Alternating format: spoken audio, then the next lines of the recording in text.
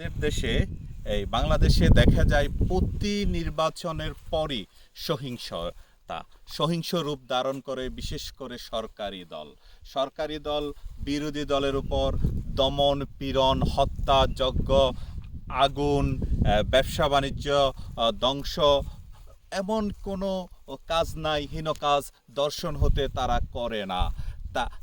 আমরা ভেবেছিলাম এই ত্রয়োদশ সংসদ নির্বাচনে আমরা তার ভিন্ন রূপ দেখব, কিন্তু কি আদৌ তার ভিন্ন রূপ দেখেছি? না, ভিন্ন রূপ দেখিনি।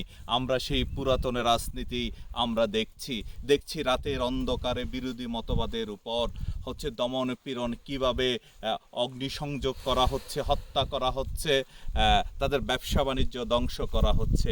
এই দেশে কি ভোট দেওয়া অপরাধ কি ভিন্ন মতবাদ পোষণ করা? এই দেশে কি শুধু একটি দলই থাকবে, সরকারি দল? বিরোধী দল কি থাকতে পারবে না? তাদের কি ভোট দেয়া, পছন্দ প্রার্থীকে ভোট দেয়া কি অন্যায়, অপরাধ?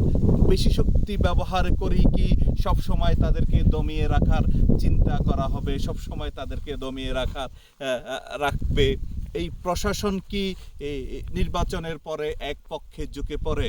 তাহলে আমরা কি পাবো, কোন দিকে যাব? যদি এই সহিংসতা প্রশাসন বন্ধ করতে না পারে, বা আমাদের ভিতরে সেই বোধ সৃষ্টি না হয় যে এই দেশে সবাই থাকবে যার ইচ্ছা যাকে খুশি তাকে ভোট দিবে, এই চিন্তা কি আমাদের কখনো আসবে না?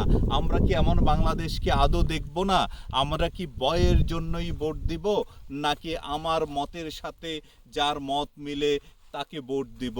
নির্বাচনের পরে দেখা যায় অমুক দলকে ধরো জবাই করো, ওই দলকে ধরো জবাই করো, ওই প্রার্থীকে কেন ভোট দিল তাকে মারো, ওই প্রার্থীর কেন এজেন্ট ছিল তাকে ধরো। এটা কি অপরাধ? এই দেশ তো সবার। এই দেশ যেমন আমার, এই দেশ তেমন সরকারি দলের, এই দেশ বিরোধী দলের, এই দেশ স্বতন্ত্র প্রার্থীর, এই দেশে সবাই তো সমান অধিকার থাকার কথা। তাহলে শুধু কি বিশেষ একটি দলেরই অধিকার থাকবে? তাহলে এই দেশে নির্বাচন কিসের জন্য? আর এই নির্বাচন যদি দমন পীড়ন করেই আপনার সংসদ দখল করতে হয়, শুধু এই নির্বাচনের পর সবাই সরকারি দল হয়ে যেতে হয়, বিরোধী দল থাকা যাবে না, জনগণ দেখা যায় সরকারি দলের দিকে হুমড়ি খেয়ে পড়ে, তাহলে কিসের জন্য তাদের মেধা, কিসের জন্য তাদের চিন্তা চেতনা? মানুষের এই চিন্তা চেতনা, মেধাকে দমিয়ে রাখা, চোখ রাঙ্গানুতে রাখিয়ে দেওয়া, এ কি এমন বাংলাদেশ কি আমরা চেয়েছিলাম? এমন দেশ কি আমরা চেয়েছিলাম? এমন বিশ্ব কি আমরা চাই? আমরা কি সভ্য হব না? আমরা কি মানুষের উপর প্রেম ভালোবাসা বৃদ্ধি করব না? আমরা কি এমন বাংলাদেশ পাবো না যে বাংলাদেশে বুক ফুলিয়ে যার মতবাদকে প্রকাশ করব, নিজের ইচ্ছা মতো চিৎকার করে বলবো আমি অমুক প্রার্থীকে ভোট দিয়েছি, আমি অমুক প্রার্থীকে পছন্দ করি, বিরোধী দলের প্রার্থী বা সরকার দলের প্রার্থী আমাকে বুক জড়িয়ে নেবে?